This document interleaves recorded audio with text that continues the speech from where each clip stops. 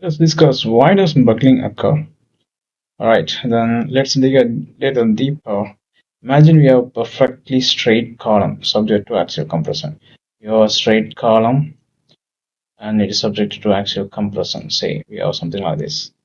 And if the load is perfectly centered, so the column remains straight? In theory, yes. But exactly in theory, right? But in practice, does that ever happen? Because there are always imperfections. Quite right.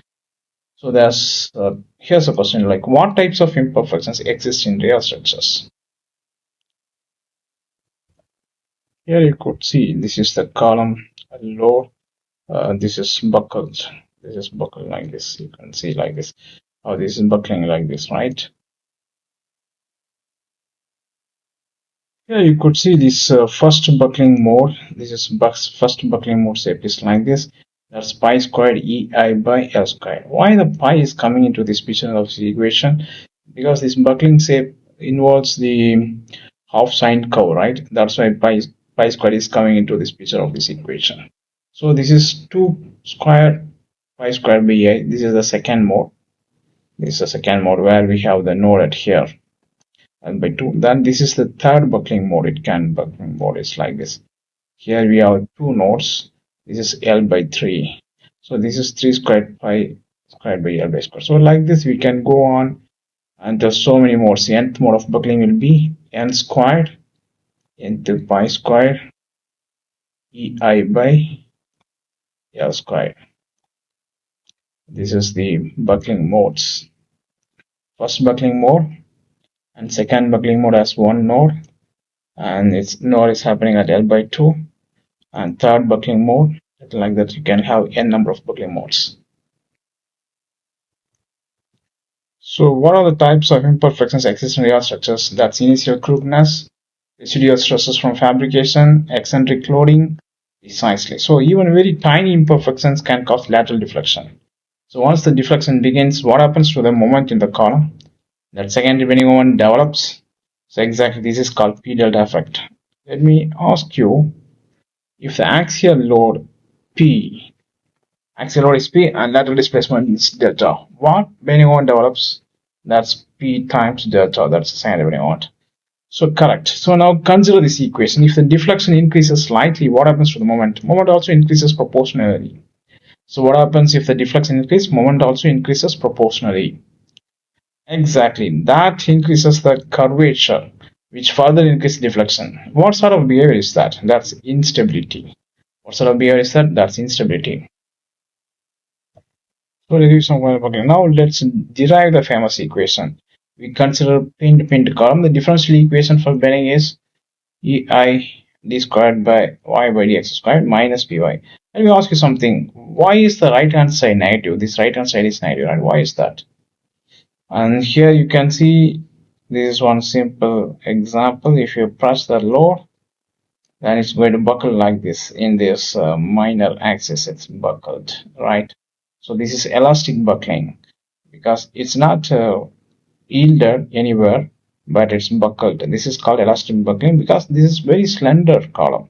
So slender columns are prone to elastic buckling, right? So why is the right hand side item? Because the axial load produces restoring curvature opposite to displacement direction. Exactly. Now rearranging this one, we get this equation, right? Does anyone recognize this type of equation? Yeah, this is second order differential equation. Second order linear differential equation. Solution is y equal to a into sine kx and b into cos kx. K is square root of p by ai. Now comes the boundary condition. For a pin to support, what must be 0? The deflection must be 0. So exactly the boundary condition gives us PR. Applying the boundary condition leads us PCR pi square ai by l squared. Let me ask you something interesting. Why does the equation contain pi squared? Let me ask you something interesting. Why does the equation contain pi squared? Because the buckled shape follows half sine wave. That's why this pi square term is coming to this picture. Precisely, the buckling shape is actually the first vibration mode of the column. Effective length factor. Now here's a practical design equation. Do all columns have pin ends?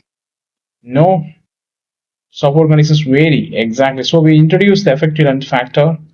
We introduce the effective length factor pi square A by KL squared. So now let's just orientation. If the both ends fixed, what happens to the buckling load? It increases.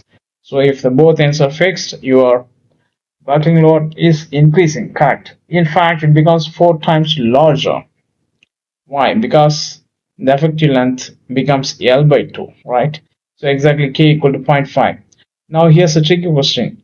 Which column is stronger? A long column with large area or short column with small area? Which column is stronger? Short column with smaller area. Short column. Because backline depends more on the length than area. L is the more dominant factor than the area, right? So it depends. Short column is going to be the stronger one. Energy interpretation buckling. Let's look at buckling from energy perspective. The column buckles when the work done by external load equal to strain energy in bending. If the column bends, what type of energy is stored? Elastic strain energy. Exactly, the bending and strain energy we know half of square root of half integrate m squared ei by d squared. Here's the concept question, like why does the buckling occur suddenly? Because the system reaches neutral equilibrium point. Why does the buckling occur suddenly? Because the system reaches a neutral equilibrium point. At the moment, any small disturbance grows.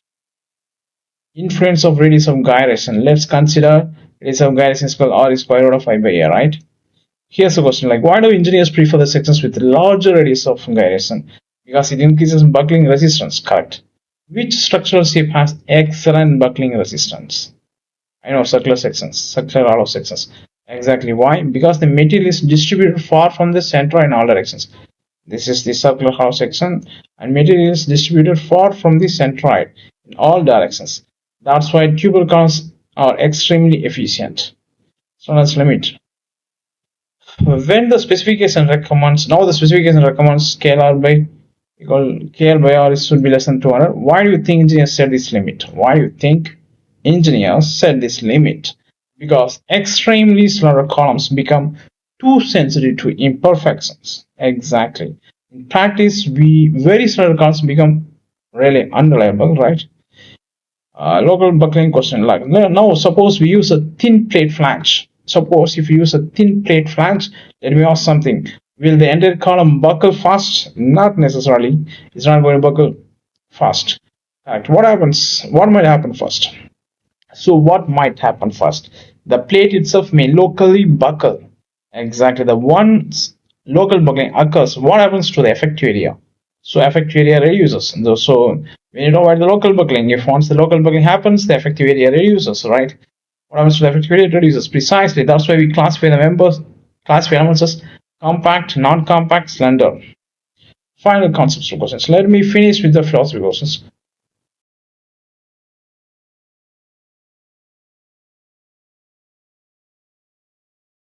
Why? Uh, why do columns fail long before reaching the yield?